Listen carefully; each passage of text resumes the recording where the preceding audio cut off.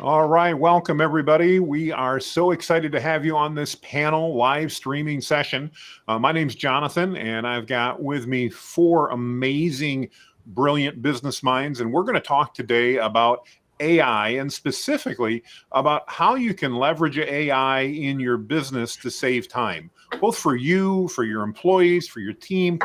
We believe that AI is just an amazing tool, and we're going to just have a discussion about that today and share with you. Real quick, I'm going to go through the panel and let everybody give kind of a 30-second introduction. So with that, I'm going to start with Max here because you're on my top. So Max, I'll bring you over here. Could you tell everybody just a 30-second intro on yourself? I'll do my best to keep it to 30 seconds. Thank you for having me today. My name is Max Gabbard. I'm owner of Team Logic IT here in Kentwood, Michigan, which is in Southwest Michigan near Grand Rapids, for those who are unfamiliar with the area. I've owned this location here for about 6 years. Our job is to provide a variety of different kinds of services, but we really focus on downtime. We focus on helping people get connected. We help make sure that the process is as easy as possible. And then really where my area of expertise is in the area of cybersecurity. So we're a managed service IT provider, but my approach to this business is as a business coach and consultant, and utilizing AI has been an interesting journey, especially since Jonathan and I have started working together. So I'm looking forward to sharing some insights today and learning a little bit more about what everybody else is doing. Awesome. Thanks, Max. I really appreciate that. Richard, how about yourself? I think if I'm not mistaken, you're down in warm, sunny Florida. Am I right on that? Or I know you've been traveling a lot. Can you tell us a little bit about yourself? Yeah, so I'm Richard Osterud. I'm the owner of Epic 180, and we're in Oldsmar, Florida. We've been dodging hurricanes the last few days. But yeah, I've been doing digital marketing since 1997, and we've had Epic 180, the agency, since 2014. And we're not an MSP, but we help different types of small businesses improve their marketing through digital advertising, AI. Right now, that's really big because it's a way they can automate and save time and save resources also with outreach and also for inbound contact. So yeah, very excited to be here and share information and learn a lot from you guys. Awesome. Thanks, Richard. I really appreciate that. Jeremy, you're next on track. Can you give us a quick elevator pitch? Tell us about Jeremy. Yeah. Jeremy Thompson here with CyberPros SEO. I've been in the digital online marketing agency world for about 22 years. I'm currently owner of 3 online marketing agencies, and used to own an IT company for about 4 years, and then realized I'm better at marketing them than running them. So sold the company, and it's doing really great. I enjoy what I do. I enjoy helping IT, MSP, and cybersecurity firms really get that upper edge when it comes to doing online marketing. I seriously enjoy it. Jonathan, thanks for having me on today. I'm really thankful for that. Absolutely. Well, thanks for joining us. I know you got a lot going on. And last but not least, from overseas, we've got Christian with us. Christian, can you give everybody just a quick introduction and a little background on yourself? Absolutely. Hi, I'm Christian. I've been in affiliate marketing for most of my time as a self-employed, but helping out some larger account like consultancy brokerage firms and Google and PCG to mention a few with different strategies in terms of marketing, sales, and now also AI, which has catch my interest. Absolutely. Well, Christian, thank you. Correct me if I'm wrong. You're in Spain, I believe, from when we chatted. Is that correct? Yes, I'm in Spain at the moment, in Marbella. I'm kind of going back and forth from here and Portugal. Well, we're thrilled to have you with us, and it's nice to have some international representation for the rest of us over here in the States. So thank you, Christian. We do appreciate that. Well, let's get this panel discussion kicked off by just talking a little bit about some practical ways that businesses can use tools like ChatGPT and Bard and Claude. And I know, it's really easy to go and jump into all of the detailed stuff that we can do and the advanced stuff. But I think for the purposes of today, I'd love to try to stick, and a lot of the questions that I've gotten from the audience have been about what are some practical things I can do? How can I use prompting to do better in my business? And I'll kick it off, and then I'd love you guys to jump in as well.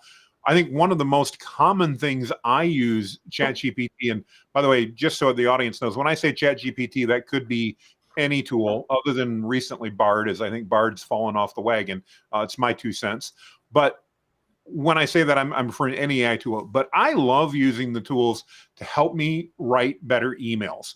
I'm often in a rush. I've got a lot of emails I need to send out, and sometimes that rush gets the better aspect of me, and I don't take time to necessarily say things in the best possible way. And I find ChatGPT does a great job of allowing me to say, here's what Max sent me. Here's what I want to say. Please write me an email. And then it does a great job of doing that and sending that. I'd love to go around and ask you guys maybe what's the one thing, and I know there's a lot, but one thing that you guys are interested in or that you use the tools for regularly. And I'll kind of follow the same order just so you guys know when I'll call on you. But Max, if you could, what would you say might be one of those things that you say, wow, this is really one of the key ways that I use it and I found AI to be really helpful? Let me start by saying at the outset that I was one of those guys that had my heels dug in deep when it came to the idea of ChatGPT or AI. I didn't necessarily see the value, didn't necessarily think that it was relevant.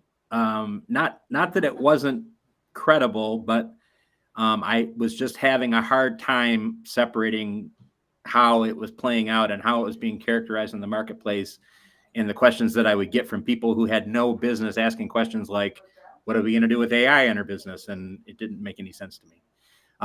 But what was the single most clarifying event that helped me to see the light, I guess, as it relates to Chat GPT and AI in general, was that I was able to characterize my business in a very general way and ask artificial intelligence to provide me with guidance that led to what I'll call a position paper that redefined where I'm focusing my energy and what kinds of things I'm doing for my customers. And so I've organized my business around 4 pillars that came from an amalgamation of my input into the system, but the output of that was basically a roadmap for me for the remainder of this year and then the marketing strategies that I have going forward. In terms of tactics, I've actually created a one-page summary of my business that describes where we focus and what our energy is. And I've also created a really great mission statement that is very similar to what I had before, but really crystallizes and summarizes in a way that has helped me. And then I've taken all of that information and then I've loaded it up into LinkedIn, and LinkedIn has provided its own AI take in terms of its About Us piece. So I'm using it to help me clarify my thinking primarily, and then also leveraging it to produce those quick bits that I need to produce, just like you had said, Jonathan. So whenever I have a B&I presentation to make, or if I have a pitch that I need to make to a customer, I'm asking AI to tell me how I should characterize that and how I can keep it to a limited amount of time. Makes great sense. So Richard, you and I were talking as we were waiting for the call to get started about one of the things that I use it also for a lot, which is creating social media posts. Right. But talk to me a little bit about some of the things that you do, or maybe one of those, I guess, one key thing that you really find AI helps you with, Richard.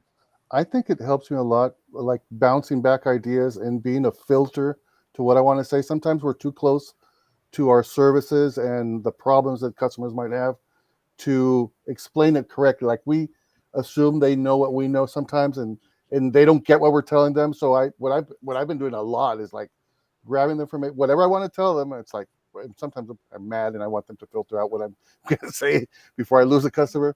But telling them, okay, this is just like you're doing, but this is what I want to convey. This is what I want to explain. Tell me how to say that in a way someone in the 7th grade can understand. And that's helped a lot with my communication. My reporting to customers is also much better, because I used to be very like numbers and this and that. And then it's like, here are the numbers, explain it in a simple way. So that's been very, very impactful in my business. Customers, I can tell they're happier. They're getting back to me. It's like, oh, I love the report. That's been really good. So that's been really nice. And lately, and I think I mentioned this last week, we started implementing a chatbot with appointment setter chatbot with our customers for all incoming communications. And that, I can't say it is a game changer yet, but I'm sure it's going to be. It's really nice to see how it interacts with any type of communication. And the funny thing, this guy, they have a lawn sprinkler installation service. He boosted a post, I think by mistake, he didn't ask me, and sent everyone to Messenger. And we're getting all these Hispanic people asking for a job. So one of the things we did in the FAQ is like, we're not hiring right now, but they're asking in Spanish and the bot is responding in Spanish. So no matter what, one guy was Brazilian, was asking in Portuguese, went right back in Portuguese. So that's really interesting to see too. Well, that's really cool. And I'd definitely like to put a pin in that and talk about that a little bit more later as we talk about some of those integrations. Jeremy, how about yourself? Obviously, a lot of marketing tools and things like that. But what's one thing you find really helpful that has saved you time with ChatGPT? Well, with our company, one of the things that we really focus on, working with all the individual clients in each of the three niches that we work in, the biggest thing that overall goes into, I don't care what niche you're in, I don't care what it is that you're, who it is you're marketing, who it is that you're working with, but we like to get everybody to focus on being relational versus informational. But you still need the informational part. You know what I mean? So that's where AI comes real handy in with us, helping us, create content that kind of fills in the gaps in between the parts where we need our clients to really be engaging and be relational, kind of the grunt work part of it, or the monkey work, I guess is a good way to put it, when it goes to, getting the information and the technical data and all that stuff, and then adding the human element to it, or changing and adjusting it to make it more engaging and more relational. And that's where we have found it to be a lot helpful. But if you really think about it, all of us have been using AI actually for a few years now. We just didn't know it up until, of course, ChatGPT, is definitely in your face about it. But, sites like Facebook, Canva, even Photoshop apps, programs, there is a little bit of AI that's intertwined in every single one of these programs, and it's all geared to the point of the consumer, which is us or our customers, making things easier, better to do, more efficient. It's just now gone to a much higher level, here recently. But yeah, that gives you an idea of what we use AI for and the things that we integrate it with. Oh, I appreciate that, Jeremy. That's fantastic. And Christian, how about you in day to day? What's one thing that you found these tools help you do to save time? I use it quite a lot. How about you both in day-to-day? What's one thing that you found these tools? Is there a legacy for? Yep, we've got a little. Yeah, I can hear my voice coming back about 10 seconds later. Yeah, probably just a little feedback from the microphone or the speaker there. Yeah, let's try again and see if we're Go ahead. I use it quite a lot. I map out outlines in content that I produce. I use it in my prospecting. It still keeps shocking me sometimes, what we're able to do with this lovely new technique that we have in front of our hands. I was doing a prospecting, trying to find out on a specific market, a couple of clients, what they have for email solution today. And the best way to do that would be to look at the MX record, which is the pointer of the traffic on the domain for you who don't know. And I needed a script, a Google Apps script to check that for given email addresses. And it did it with perfection.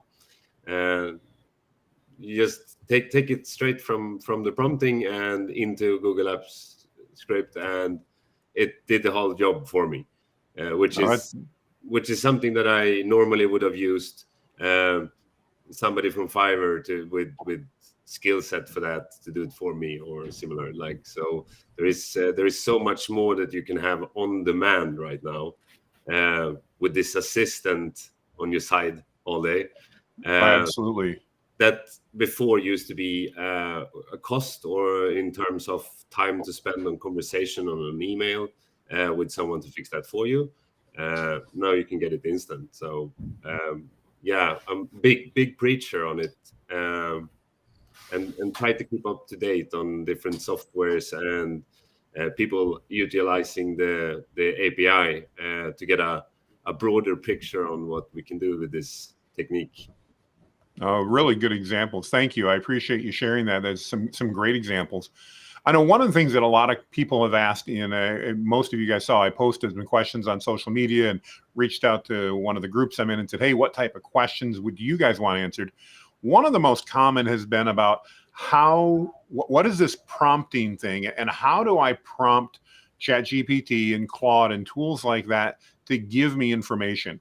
And I know one of the things that I often recommend is just talk to it like you would an assistant that's working for you. Literally, have a conversation with it, explaining what you want.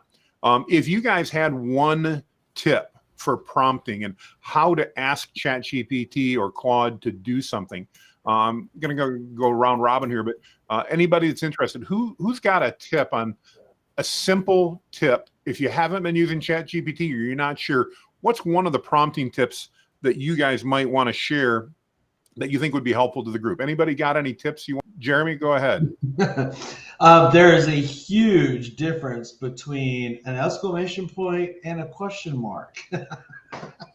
True. Yeah, when you type in there and you put an exclamation point, you're going to get a different output than if you put an actual question mark.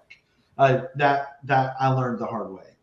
Good. That's a great example. It matters how you talk to it. And quotations too. Quotations matter as well, because especially ChatGPT can be very literal. But when you're talking about a specific subject or an item, or what a noun, person, place, or thing, when you're referring to that, I find that putting quotation marks around it really helps the AI engine really hone down to put out the, it's the same thing with anything, trash in, trash out. Sure. So you want to make sure you're very specific, and but quotations and question marks and punctuation, man, that really goes a long way. Awesome. Great tip. Anybody else got a daily? Yeah. Richard, go ahead. What I learned, and I think I learned it from you probably, it was that something that a lot of people don't do, they give them instructions, and sometimes they're really bad instructions. And again, as he said, crap in, crap out. But if you tell them, this is what I want to do, ask me all the questions you need to give me the best response. I love that one. That's great, because sometimes you're just giving them like very brief instructions, and they could provide a much better output if you give them more detailed information. And that way you're telling them, okay, let me know, what do you need to give me the best output? That's a great one. I think that's a game changer for me. No, and I agree with you. That's actually one of my favorite things. And just if you didn't quite catch that, when you do your prompt, at the end of the prompt, simply ask ChatGPT, if you need any additional information in order to provide me with the best response, please ask, and then allow me to respond before you give me your answer. And it's amazing how the type of clarifying questions ChatGPT will use really is absolutely amazing. Max, I saw you had something there. What's on your mind? Well, this is kind of a summary of my experience, where I started with the idea of ChatGPT or any of the engines as being sort of like a search engine. And it really isn't that. It isn't really a research tool in the sense that you're going to find out information specific to yourself. So I asked, what do you know about Max Gibbard from TeamLogic IT? And of course it said, well, I don't have any information loaded about TeamLogic IT, and I don't know anything about Max Gibbard. So you're not important enough for me to understand. So that was a learning. And I kind of went through an evolution where I said, okay, well, give me some marketing messages for that.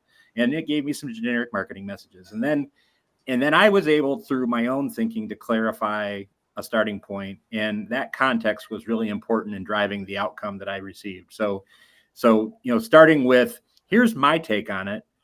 Now you tell me what you think, or you tell me what your interpretation of that is. And I'm speaking of it as if it's a person, and it's really not, but it really feels that way when you're interacting with them. But bottom line is that context is really important. Giving me the guidance around the specifics of what I'm looking for, and then taking that information and asking it very generically to make it better, or to give me another shot at it, or to give me another alternative. I even have said things like, that sounds kind of hokey to me.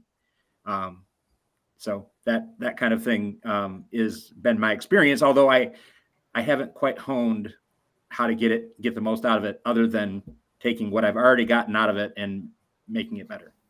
Makes great sense. So just so everybody on the panel knows, as we're learning how to use these tools as well, we have a private chat, guys, that's available for us. Just so if you want to raise your hand, so I'm not always calling on everybody, don't hesitate in that private chat window just to let me know you want it, and I'll make sure that you get on the call there for that.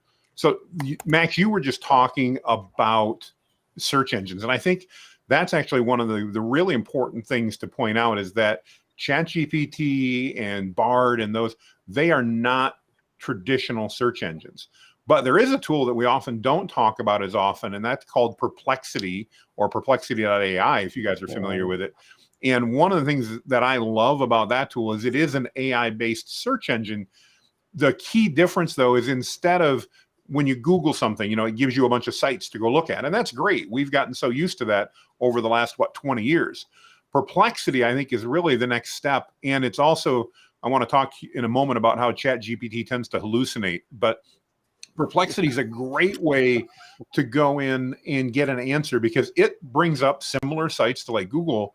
But instead of just letting you go visit those sites, it actually summarizes the data on those 4 to 6 sites and gives you an answer, and then provides you the link. I think it's really an interesting change in SEO and how that's working. Do any of you guys have any experience with Perplexity? Anybody's used it at all? Not really. I'm the odd man out then. But yeah, check that out if you want to do search. Perplexity.ai is a great tool for that. The other question that I want to talk about, as I mentioned, is we've probably all heard how ChatGPT tends to play a little loose sometime with the facts. In fact, it's often called hallucinating, because it will make things up out of thin air. It's sometimes, if anybody of you guys have ever talked to a 3-year-old, and you know how that 3-year-old can sometimes say things with total belief and be totally full of you-know-what. I have no idea what they're talking about. That, by the way, can apply to older kids too. I'm not just saying 3-year-olds, but I've noticed ChatGPT has a tendency to do that. Does anybody have any tips or recommendations on how they fact check, or what needs to be fact checked when you're doing things with ChatGPT? I know I always try to check dates and specific numbers. So, if I'm querying and it's saying 35% of the people in the US do this, or 70% of car drivers do that, I always try to run that through Google or Perplexity to verify and confirm that, because sometimes that number is nowhere in reality. Sometimes it is, but sometimes it's not. Any tips there, guys? Anybody want to jump in and have a tip about how to best fact check ChatGPT and when we need to do that? Sometimes what I do is just adding to my query, add references to it. That's very simple, but it will put the links to where it got the information from. And you can check it directly there. That's a great idea. When you do that, Richard, because ChatGPT doesn't instinctively or natively have web access, are you using like the Web Pilot plugin or something like that? Yeah, exactly. Okay. Yeah, totally. Yeah, and for those of you that don't know, keep in mind, so ChatGPT doesn't natively go out and search the web. Perplexity does. ChatGPT does not. its data is stopped. Anybody remember the date? I want to say it's end of 2021. Is that right? The data that it's supposedly searched on. Does that seem right? Yeah. That's what it So said to me multiple times. Yeah. yeah, it may not have the most up-to-date information, but ChatGPT has plugins. And I'm going to go ahead and share my screen real quick a minute. I'm going to show everybody what that looks like. If I can find the right window here a minute. I think that is it. Let's find out here as I share my screen. So there we go. So this is a ChatGPT window. Oh, it's not sharing. What's going on here? I'm not sharing. Yeah. Let's try that again. Sometimes technology does not work the way we want it to. There we go. I got to let the screen share. And there we go. So here is a screenshot of ChatGPT. And if you want to find out how this works, you can go up into ChatGPT here. You have to be a paid subscriber. So I am using the Plus version. But notice when I get here, I have plugins. And I can select the plugins here. And I have 2 of them turned on right now. But if you click this drop down, you can enable 3 plugins at a time. And there are lots and lots of plugins. Just go to the plugin store. To the best of my knowledge, they're all free. And you can put all kinds of things in here. The one that I use a lot is called Web Pilot. And that actually gives ChatGPT web access. Now, I know there's somebody sitting there going in the background going, hang on, Jonathan, Microsoft just invested billions of dollars in here. What happened to their access? Because originally when ChatGPT came out, it had Bing access. That got turned off about 2 months ago, I think it was, apparently for delivering some erroneous results.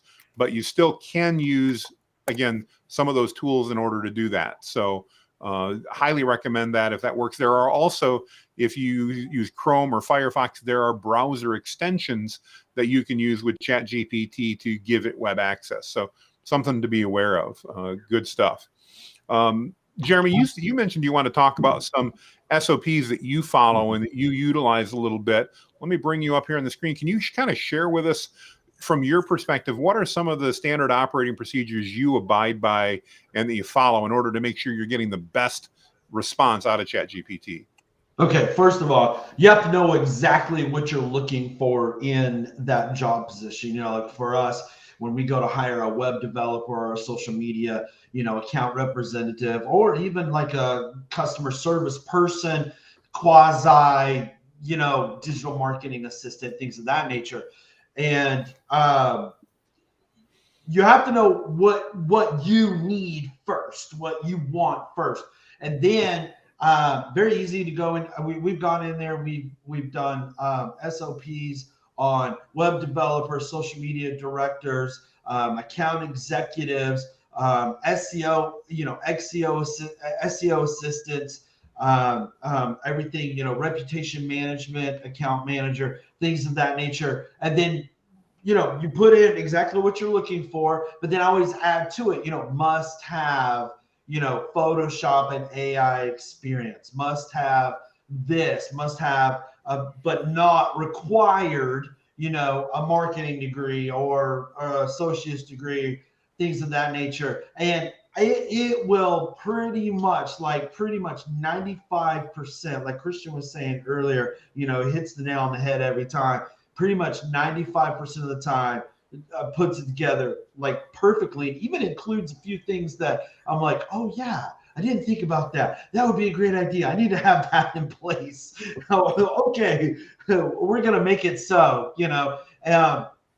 It's really, really great as long as you tell it what you're looking for. Now, to go and maybe do kidney surgery on your dog, which, just to play around, I typed in there once. It will tell you, I'm sorry, I'm not equipped, and you should seek, a medical veterinarian person to do that operation. But when it comes to changing out fuel injectors on, say, a 2013 Range Rover HSE, man, it'll give you explicit instructions on exactly step by step, disconnect battery, undo the fuel lines, even down to which screws you need to undo first and in what order. I found that I just put that in one time just to see what it would tell me, and really surprised, And even down to the point of telling me which fuel injectors were the best ones that I should get for my year model based on data that I guess the AI already had on all these different models, And but yeah, SOPs, I mean, 95% of the time. But I do realize that you do have to know what you want in that person, in that, especially if you follow the EOS model and you got your different, seats, and you know what that seat should do and what that seat should accomplish and what kind of results that you want. Add that to what it is that you're looking for into I mean, just to go in there and say, I'm looking for an SOP for a web developer. I'm very specific. I need Joomla web developer who's experienced in Photoshop, experienced in PHP, HTML, CSS, all the different things that I need for them to know. And almost literally perfect. No, and I think you make a really good point there, Jeremy. In fact, one of the best practices that I know I encourage people to do a lot is don't hesitate to have follow-up prompts. You can ask ChatGPT a question and then ask it to clarify, ask it to add into that, ask it to make changes or expand on that. Another prompt that I love to use is after I ask it to write something. I just did this earlier today. We have a new service that we're promoting, and as part of that, I'm having to create a lot of the emails that are going out to communicate with our clients along the way. And I wanted it to explain that we're running into an issue where some people aren't getting back to us in a timely manner, and that's delaying the project.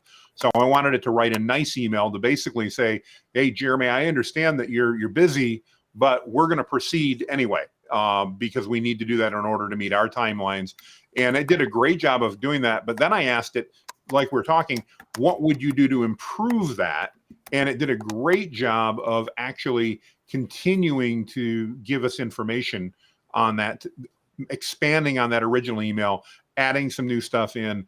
It does a great job of analyzing itself. So, Max, I think that's really important. Sure, yeah, go ahead, Richard. No, go ahead. No, following on the multi-prompting, I think it's really important to do these follow-up prompts. We do this a lot when we're doing the persona for the companies we're working with, and we start out like, okay, who would be the avatar? What are their fears? What would other people tell them? What would they think about this? And build upon it. And in the end, when we have like everything, it's like 5 pages long, what we do is tell them, okay, now that you have all this information, build a summary of this persona that we can use to feed back to you. So when we're creating content in the future, you can reference it in the best manner, because it's so big that you can't put everything in one big prompt. But with that summary, it's really, really good. And it's really powerful. Multi-prompting, I think, is really important. And it can be as simple as those follow-up questions you're saying, or elaborating more and more and more, going deeper and deeper. No, very good point. I think that makes a ton of sense overall as we take a look at that. So Max just brought up an interesting point in the chat, talking about what about the ethics? What about how the bad guys are using it? And I know there's been a ton of talk overall about all the dangers of AI. And I'll be the first to admit, I don't tend to get too drawn into those, because I think any technology has good and bad going for it. There are criminals that use the internal combustion engine to commit crimes, and there are many of us that use it to commute nowadays. So there's lots and lots of stuff going on. Richard, I get with you totally on the phone. Phones can be used for good, they can be used for bad. But Max, I'd love to bring you in and get a little your perspective on that, especially as an IT professional. I think you've got a different perspective than some of us as marketers may have. Talk to us a little bit from your perspective, Max, about some of those risks and some of the ethics side of AI, if you wouldn't mind. At one point, I saw a flag that said I was on mute, but I guess I'm not on mute now. So. Oh, yeah. When you type, I had it mute because that clicks through. So you're good. I apologize. No, it's all right. What I was going to say is that increasingly, the whole concept of cybersecurity and protecting our customers, which is the core pillar of our business, and any managed service business, any IT business, frankly, any business management person needs to be focused on data security and people security more than a lot of things. Absolutely. In their business. So but what we're seeing is it's becoming more and more sophisticated, and it's becoming more and more sophisticated because the bad guys are using the AI engines to find their way around obstacles that they may not have been able to overcome on their own. But what I think is the most exciting thing is that there are so many tools and resources and vendors that are coming up with more comprehensive ways to analyze not only the history of what has happened within a company. So we know that this signature of a virus has come through in 1998 and it has existed and it behaves this way and it has all this information attached to it.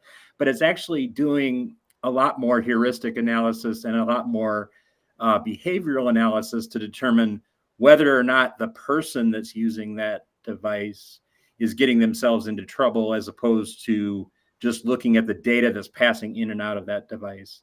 And I think that's really important. And as we get more and more in line with some of the cybersecurity standards that are out there, you may have heard of NIST or the Center for Internet Security or a variety of different kinds of places that are basically taking a stand and saying there are levels of given cybersecurity protection that needs to be in place depending on the type of business that you're in business, and depending on the type of compliance that you need to support. And so sooner or later, we're all going to be required to invest and make a priority the protection of our assets, both people and data. And that can't happen with a sort of flat traditional, I'll call it, antivirus program. There has to be more proactive monitoring that goes along with that. I think that's a really, really good point. I'd love to get your perspective. We know the AI tools actually share data. Well, I don't want to say share data, but they suck up all that data and they're using it to learn. As people are using these AI tools, what quick 3 tips or so could you share, and anybody else you're welcome to jump in too, on how users can best protect themselves? I'll jump in with the most obvious, which is, don't put your passwords into ChatGPT, because that is ultimately, while it's not being shared with the public, it's being utilized to train the engine. And at some point, somehow your password may show up in some context. So there's some things we just don't want to do. Any other best practices that, Max, you've got, or anybody else can think of? Jeremy, I saw you nodding your head, that you guys can think of from how do users protect their privacy while using these tools? Well, I think you have to be careful not only about your personal privacy. So certainly anything personal related to you, any identifier, any kind of password, any kind of username, any kind of address, location, the things that could point back to you are certainly things that you don't want to share publicly. We hear all the time where people say, well, don't share that you're on vacation on Facebook until you get back, because you don't want anybody to know that you're on vacation, and that makes you vulnerable physically in physical security sense. So that kind of thing it kind of goes without saying. I think that you just have to be purposeful about what information you're sharing, and go into it with the idea that you will share that information, but understand that anything that you share is going to end up in somebody else's hands at some other point. And the other thing I would say is that the number one way that people get themselves in trouble from a cybersecurity perspective is through human error. And that most often happens because of some kind of a phishing test or some kind of a phishing email that comes through. Somebody clicks on the wrong button and it brings their network down, or somebody has a username that might be attached to a thermostat or one of these Internet of Things devices that opens a door into a network. And so the social engineering aspect of that is where it starts to get really scary. So if you've used the same password on 10 different websites, and one of them happens to be your bank, and somebody socially engineers the password to Facebook because you're using the same password for Facebook as you are for the bank, ChatGPT could probably get that information pretty quickly and the bad guys can get that information and apply it to the bank and get access to your financial information. So that social side of it is where a lot of the magic is happening on the cybersecurity side, and we really have to be diligent about how we manage through that. No, a really good point, and I think it's an important thing to talk about and be aware of, because I don't think a lot of people think that through. Jeremy, you had a couple things you wanted to add on that. What are your thoughts as it comes to privacy and security? When it comes to cybersecurity, SOX compliance is just not going to cut it. Not when it comes to AI. You know, your A+ security, all that stuff. I mean, it's forcing, and correct me if I'm wrong, Max, but it is forcing the cybersecurity industry to, I mean, we think we had it bad before in that industry, just keeping up with everything because of all the latest technology and stuff that's coming out. Dude, AI is a game changer. It is not football as usual. It's the yards are now, you know, they're not complete yards anymore. The goalposts aren't exactly where they were before. It's like, you know, the football field is spinning in directions now. You don't even know which way you're running when we're talking about cybersecurity and AI. And I mean, honestly, Max, dude, you freaking hit the nail on the head. And that is, I think that there's going to be opportunities for cybersecurity companies to start developing little mini agencies or divisions or departments that specifically focus and deal with AI related things. I mean, it's gonna have to happen. I mean, come on, how many hats do we wear already? And to expect a cybersecurity firm to, you know, wear that hat as well? No, they're gonna have to start training their people up in what's going on in there. I mean, hold on, did you guys see the Joe Rogan AI thing where they basically mimicked Joe Rogan's voice from his podcast and actually created a whole new 15-minute episode of Joe Rogan, and it was not Joe Rogan.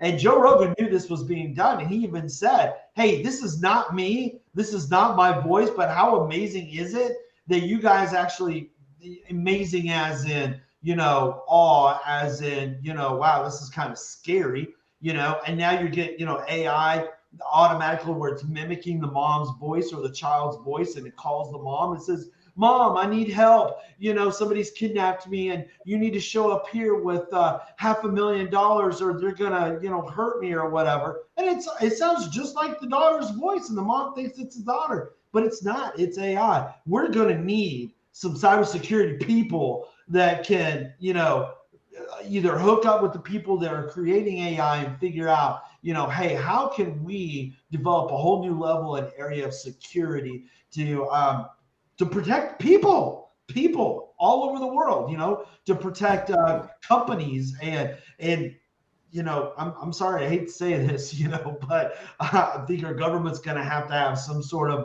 a division with that as well. You know, we came up with Homeland Security after 9/11.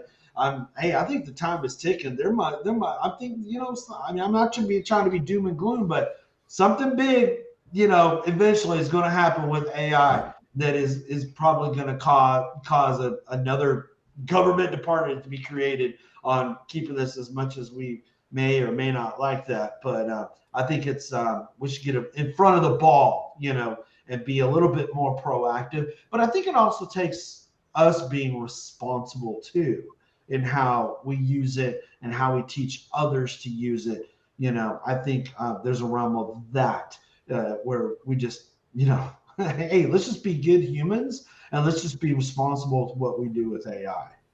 No, I think you make some good points there, Jeremy. Max, you I think had a couple more things you wanted to add in that before we go on. One last minor free. point, and I don't want to belabor this point at all, and I certainly don't want your audience to take this as a fear-mongering sort of a message, because it is real, but obviously it isn't intended to be a scary thing. It's intended to be a how do we get better at this kind of thing. But what I would say is for all the complexity, for all of the things that we're talking about, when it comes to artificial intelligence, it absolutely has the opportunity and will change the game when it comes to cybersecurity monitoring. It'll change the game in terms of regulation. It'll change the game in terms of what's inbounds and out of bounds in terms of how we leverage technology and so on. But it's just still too easy for people to get access to systems that they shouldn't get access to. It is as simple as somebody making that mistake, posting a password in the wrong place, reusing a password, or doing something like that. So you can take all of this complexity away, but at the end of the day, if we don't have just the basic diligence and the basic sort of mindset that says we're going to go after this and we're not going to let people get after us, and we're going to do everything we can to make sure that we're in good place to be able to monitor it and respond to it. Ultimately, it's not an if something happens, it's a when something happens, but then the response to that is the key thing to measure. Well, I think those are all really good points that everybody's making and adding in. And my mouse just decided to die as I decided to click on the window there. Let's see if we can get to, there we go. Got to love it when technology is cooperating. But I think those are some really good points. At the same time, and Richard and Christian, I'd love your perspective as the non-IT guys as well. But I want to encourage everybody that AI, as we're talking about it here, is here. It's not going away. Despite the government's best wishes on some cases, this genie is out of the bottle. It's not going back in the bottle. So I think as entrepreneurs and business owners and sales professionals, IT folk, whomever we are that's listening, I think we have the opportunity to use it for good, to be able to leverage it, to be able to create new opportunities. And I want to remind everybody that everything that happens, whether, again, that was the internal combustion engine or the internet when it first came out. I remember, I'm old enough, not everybody on the call probably is, but I remember before we had an internet, before we could look things up. And that changed so many things, not just in the IT world, but around the world. But it also created a tremendous number of opportunities. And I want to take just a moment here. And again, Richard and Christian, I'd love your perspective. As you look forward, obviously there's always a balancing scale, but what type of opportunities do you guys see coming down in the future that business owners should be taking a look at to make sure they're not caught flat-footed, they're not caught and left behind? Because I don't believe AI is going away, despite, again, some people's wishes. It's here. Candidly, it creates too many efficiencies. What are some of the opportunities that you guys see coming down? Anybody got any thoughts on that? You want to go first, Richard? Okay, yeah. Basically, I mean, something really important is for people to be educated about the topic, and that's why these type of calls are super important. Not going back to the doom and gloom, but I mean, that's okay. The old idea of seeing is believing is no longer true. So you see the deep fakes, the voices, as Jeremy was saying, like you can't trust what you're seeing, what your eyes are seeing nowadays. So the more you learn about it, and it can be something as simple like people are doing now. They're sending fake Geek Squad emails, and we're charging you. And then if you have any problem, call us here. That's very basic. Like you feel safe because you're calling a number. A lot of people feel safe because they're chatting with support online, or they're using this AI tool. They don't know that that tool is set up by someone who's trying to get to screw out of their information and whatever else they can do. So yeah, education is key here. And for businesses, I think not only the opportunity of all the good things they have to do, they have to be really aware of how they have to educate their own employees, their own staff. Because as Max was saying, I think 80%, I'm not sure the amount, but the number, but 70, social engineering is staggering, and it's like one of the easiest ways to get into a system. So yeah, people have to be aware of that. Businesses have to be aware of that. And again, it's a big opportunity for MSPs too. No, absolutely. Absolutely. Christian, obviously, I'd love to hear your perspective, both from an international perspective, but also, you've worked with a lot of very large companies and you've been doing a lot of work with that. What's your perspective on both the opportunities and the risks as we carry on this conversation? I think on the opportunity side, definitely that, we have a way now where we can be at some points 10 times more productive and more skilled than we ever were before. And with some creativity and some structure for how you use your prompts and in what types of situations, you can become so much more effective.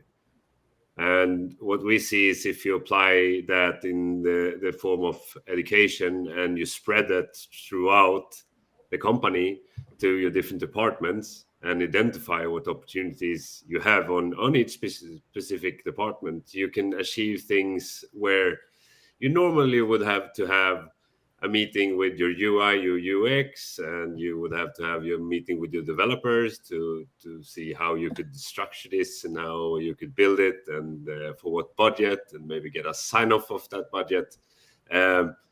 Today is like, here, pay 29 USD a month, and you have this amazing tool that takes care of 90% of your problems if you know how to use it, sort of say. So there's of course a way to make your whole growth engine and your operations so much more effective by educate internally and make sure that people start to become interested and engaged. And I also to jump into the security part of the conversation that you had previously here.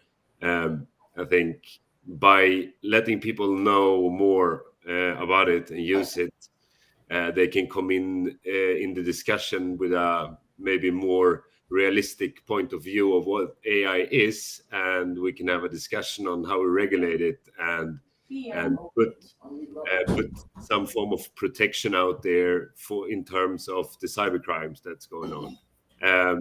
And a little tips. You come a long way with two-factor authentication, like text or an authenticator app on your phone today, to make sure that no one can get into systems are getting in.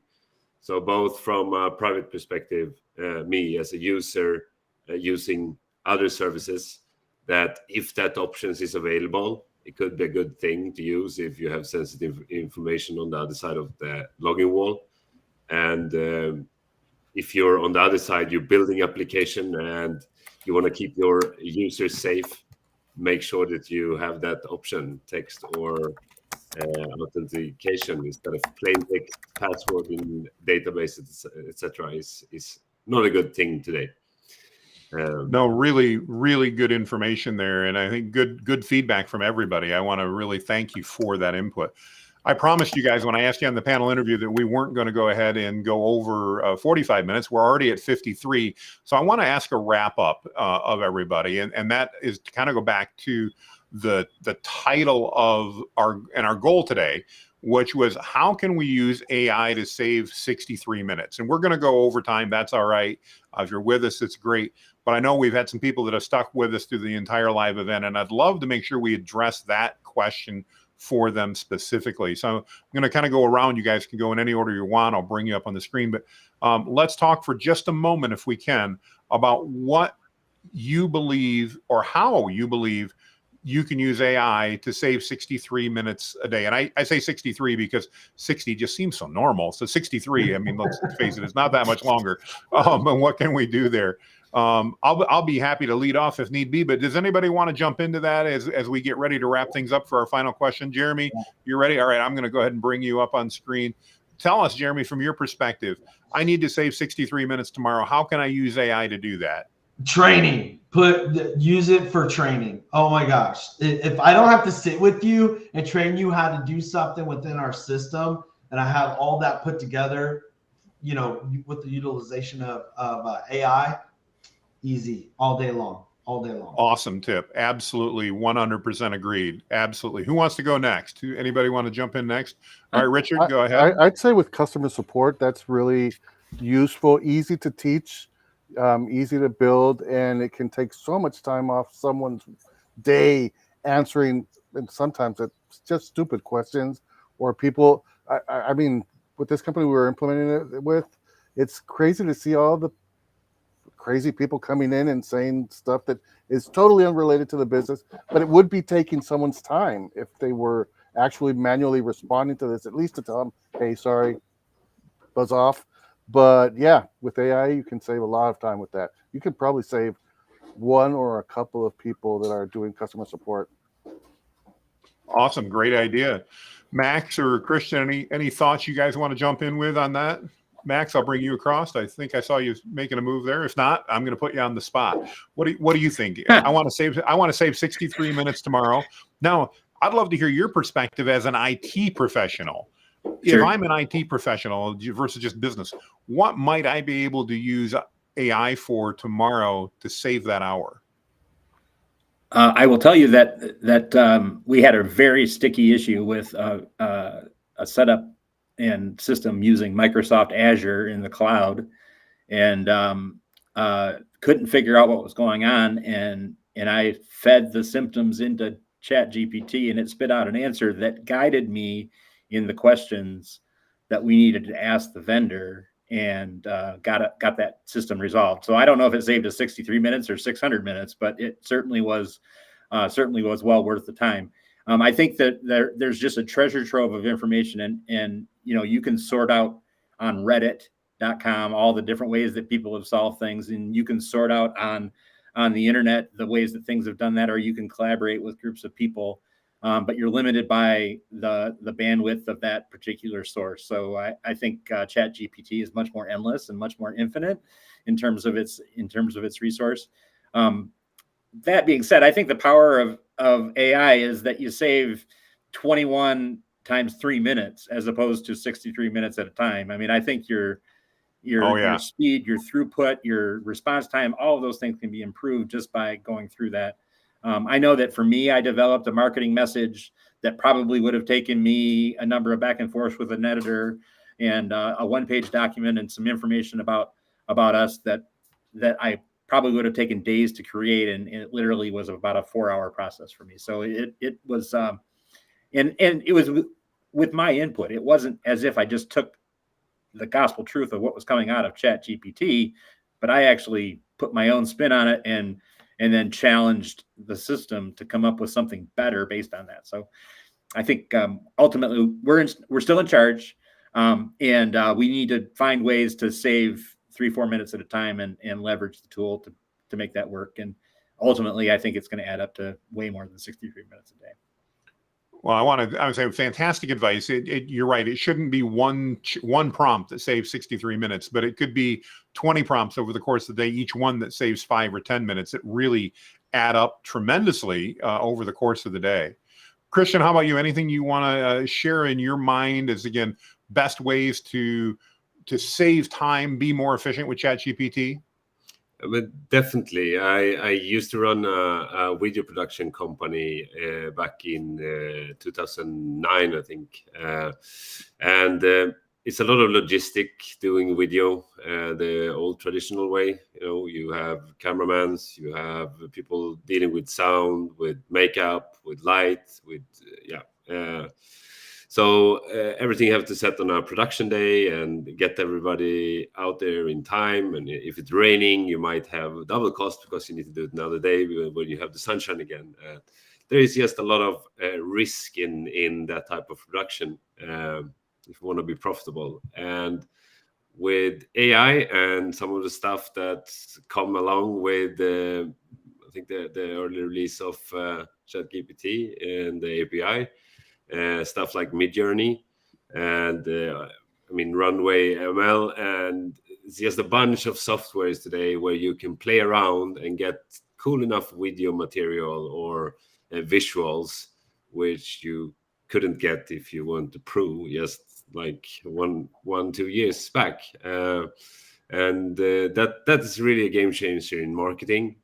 You can now push your messages in a much more creative way than you might been able to before without a designer, without some type of expertise and a lot of equipment. So that's both money and time saved, and a lot of headaches of coordinating a lot of people. So for me that's a big game changer, doing affiliate marketing and constantly pushing content. Well, and you make a really good point, and that's actually going to be my tip is everybody, we, especially as business owners, we often don't have the time to put in and create the type of content that we want and the amount of content. And specifically, Richard and I were talking about this earlier, when it comes to social media content, let's face it, it's hard. If you guys pay attention to some of the authorities online, your Gary Vaynerchuk's and other people like that, they're literally recommending that you post 10 to 20 posts per day. We don't have enough time to do that, folks. I don't know about you, but I mean, I can't, there's not enough hours in the day for me to do that. But I can tell you a way that you can get closer to that than where you're at now, which is maybe a couple posts a week, is you can use tools like ChatGPT to help you create those posts. And you can use ChatGPT to give you ideas so that you can do that.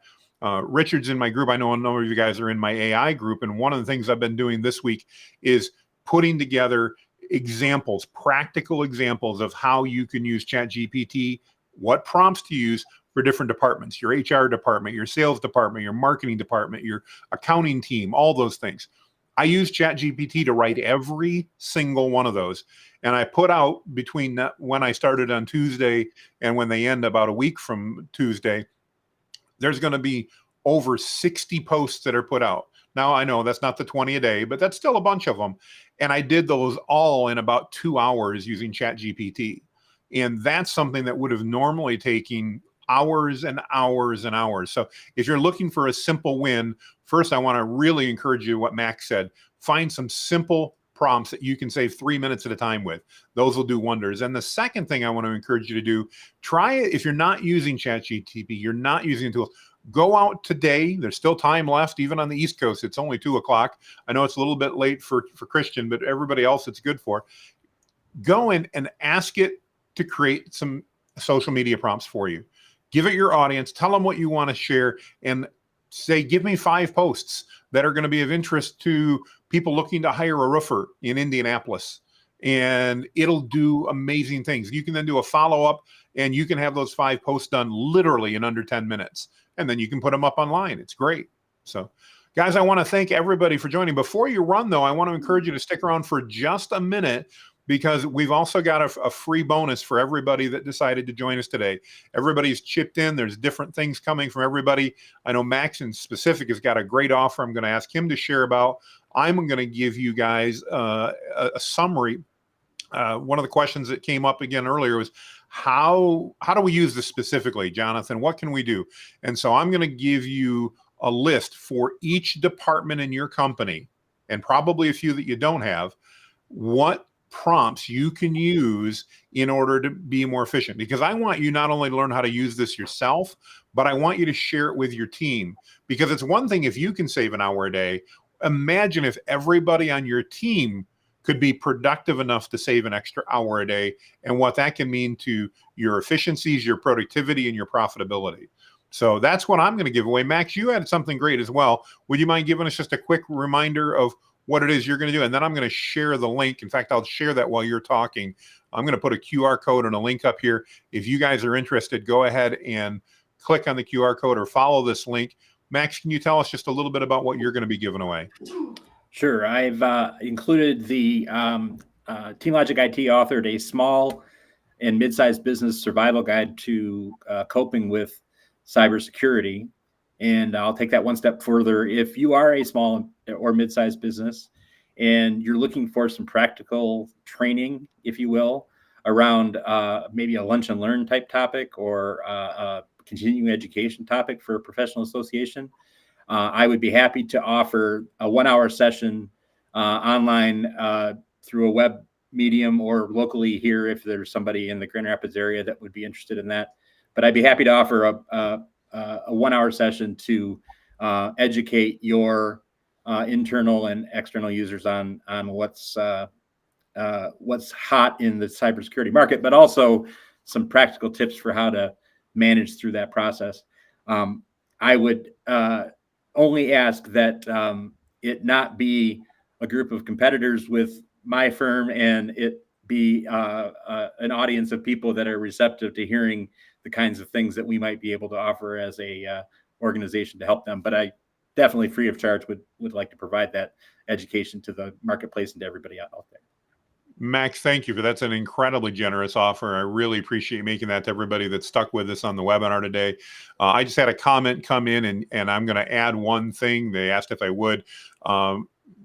Richard, I know you're familiar with this, and Jeremy, I think you saw it. I recently put out a video on how to use AI tools using ChatGPT and using Canva, a tool we didn't talk much about, got mentioned briefly, to bulk create a month's worth of social media posts in under 15 minutes. And I did a video on that. I walk you through. I'll include that as another bonus as well. So if you go to that link at whitebeardstrategies.com/AI panel bonuses, not only will you get the guides on how you can use it in every department, not only will you get Max's amazing offer to do a lunch and learn and help you guys, because Max is brilliant when it comes to IT stuff. Don't hesitate to take him up on that. And Richard just messaged me that he's also got a lunch and learn video that he had recently presented. Richard, can you tell us just a little bit about that so they know what else this bonus keeps getting better and better? Tell us just a little bit about that video. What are you going to share with everybody? It's basically 2 videos, 2 lunch and learns I did at the local chamber. It's very basic stuff, but it explains how it came to be, how to use it, the risks, and some prompts on how they can apply it in their business. So I think that can be useful for someone who is just starting out, who doesn't know much about ChatGPT. And I love to share them. I'll send you the links for them after the call. Thank you. Thank you. And just a reminder again to everybody, just go to whitebeardstrategies.com/AI panel bonuses. We will send you everything, send you links. You can download it. You can use it. Guys, there's a tremendous amount of just knowledge on this panel. And I want to thank each and every one of you for joining us today. Guys, you guys are awesome. I think it was a great discussion. I really enjoyed it. Would love to do another one of these. If you're interested, we'll definitely talk about that. And check down in the comments if you're watching this live on the replay. I'm going to post everybody's contact information as well. So if you want to reach out and talk to Richard or Christian or Max or Jeremy, even me, if you want to talk to me, I'll put all that information there so you guys can get a hold of us and chat. I know all of us would love to provide value to you. So with that, make it a great day, everybody. Enjoy and challenge yourself. Use AI to try to save a few minutes each day, and imagine how different and how much more time you might have a month from now. Guys, with that, make it a great day. Take care, and we will see you guys on the other side. Thanks, everybody. Thanks.